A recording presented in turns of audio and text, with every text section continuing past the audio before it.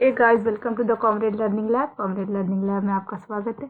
आज हमारे जावा के सीरीज का लेक्चर 33 है, जिसमें हम देखेंगे अनचेक्ड एक्सेप्शन हैंडलिंग इन जावा। यानी कि इससे पहले वाले लेक्चर में हमने देखा था कि एक्सेप्शन हैंडलिंग क्या होता है, एक्सेप्शन क्या होता है, उसे कैसे हैंडल किया जाता है।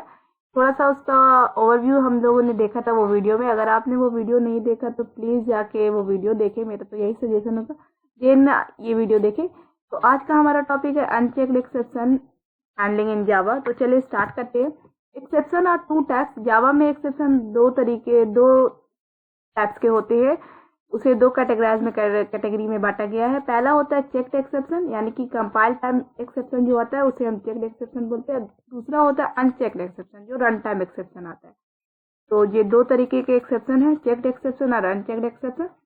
तो चलिए आज का हमारा टॉपिक है unchecked exception. Unchecked exceptions are run time exception and any of its sub class. यानी कि अनचेक्ड एक्सेप्शन होते हैं, इसे हम रन टाइम एक्सेप्शन भी कहते हैं, और इसके कई सारे सब क्लासेस भी होते हैं। ठीक है, जैसे कि arithmetic exception, null pointer exception, array index, out of bound exception, ये सारे इसके क्या है, सब क्लासेस है।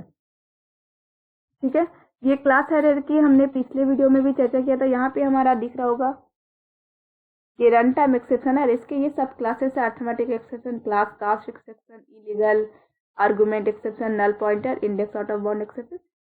तो ये क्लास हायरार्की है। 4 ऑप्शंस बताए थे हमने ट्राई कैच ब्लॉक को यूज करने के लिए। थ्रो करता है, कैसे ट्राई थ्रो करता है, जब हमारा एक्सेप्शन आता है तो थ्रो करता है वो ऑब्जेक्ट, और कैच मैकेनिज्म चलता है। तो default throw and default catch, यानी कि जावा जब उसे जावा के जरिए जब वो थ्रो होता है, जावा ही उसे कैच करता है। तो जब जावा कैच करेगा तो क्या होगा, जब जावा का कैच मैकेनिज्म चलेगा तो हमारा प्रोग्राम टर्मिनेट कर जाएगा। बट अगर हमारा कैच मैकेनिज्म चलता है तो हमारा प्रोग्राम टर्मिनेट नहीं करता है। ठीक है, तो आज हम देखेंगे default throw and our catch, यानी कि जावा के जरिए थ्रो हो रहा है बट कैच हमारा चल रहा है। तो एक प्रोग्राम के जरिए हम इसे देखेंगे। Default throw and our catch, ये ट्राई ब्लॉक है। ट्राई, कैच और फाइनली 3 तरह का कीवर्ड होता है जावा में, जिसमें हम क्या करते हैं, एक्सेप्शन को हैंडल करने के लिए ये कीवर्ड्स की यूज करते हैं। ट्राई ब्लॉक के तुरंत बाद कैच या फाइनली दोनों में से एक होना कंपलसरी है। ठीक है, ट्राई के अंदर हम वैसे कोड को लिखते हैं जिसमें एक्सेप्शन आने की संभावना होती है। ठीक है, और कैच के अंदर हम वैसे ब्लॉक को लिखते हैं जिसमें हम हैंडल करते हैं। एक्सेप्शन अगर आ रहा है तो हम अपने थ्रू अगर हैंडल करना चाहते हैं तो हम उसे हैंडल कर सकते हैं, प्रोग्रामर हैंडल करता है। फाइनली के अंदर हम वैसे कोड को लिखते हैं जो जिसे हमें हर हाल में चलाना है।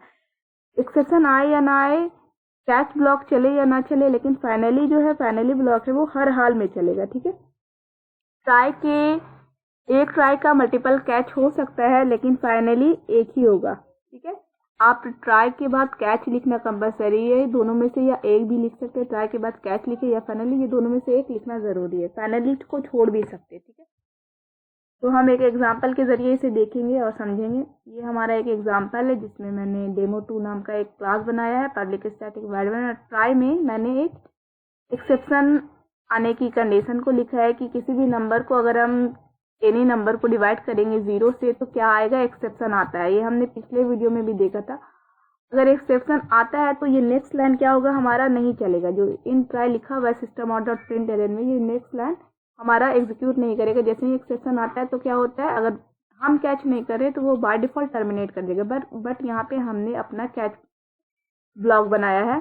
ये एक फंक्शन की तरह आप लोग को दिखेगा पैरेंथेसिस है, बट ये फंक्शन नहीं है। इसमें हमने अपना कैच ब्लॉक बना के, यानी कि जब ऑब्जेक्ट बनेगा, जब एक्सेप्शन आने की संभावना है तो रन टाइम एक्सेप्शन आएगा, तो वो किस क्लास का एक्सेप्शन आएगा, वो अर्थमेटिक एक्सेप्शन आने की संभावना है। तो अर्थमेटिक एक्सेप्शन हमने एक ई नाम का रेफरेंस वेरिएबल बनाया। जब एक्सेप्शन आएगा, ऑब्जेक्ट बनेगा, थ्रो करेगा, जावा डिफॉल्ट थ्रो हो रहा है तो वो क्या करेगा, ई जो है, ई हमारा क्या करेगा, उसे रेफरेंस वेरिएबल है, उसे रेफर करेगा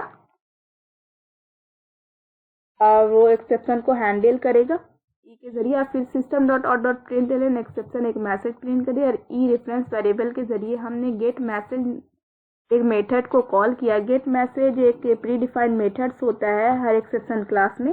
वो क्या करता है, वो मैसेज को प्रिंट करेगा जो इसके अंदर सिस्टमेटिकली लिखी हुई रहेगी। ठीक है, जब हमारा कैच मैकेनिज्म चलेगा उसके बाद हमारा ये लाइन चलेगा। अगर हमारा एक्सेप्शन आता और हम इसे हैंडल नहीं कर रहे होते अपना कैच ब्लॉक बना के, तो क्या करेगा, ये लाइन नहीं चलेगा, टर्मिनेट कर जाएगा। तो इसे हम चला के देखते हैं कि क्या होता है। तो हम अपने प्रोग्राम को चलाते हैं, जावा सी डेमो 2.java, ठीक है।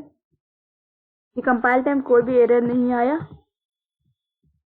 जावा डेमो 2, देखिए एक्सेप्शन बाय 0 और नीचे का लाइन भी चला हाई, ठीक है।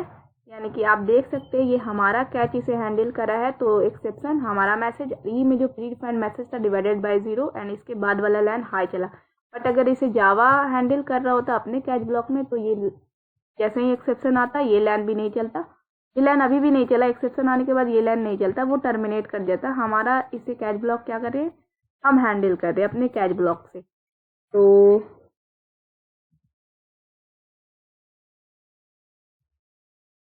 आई होप आपको समझ में आया होगा कि एक्सेप्शन कैसे हैंडल किया जाता है।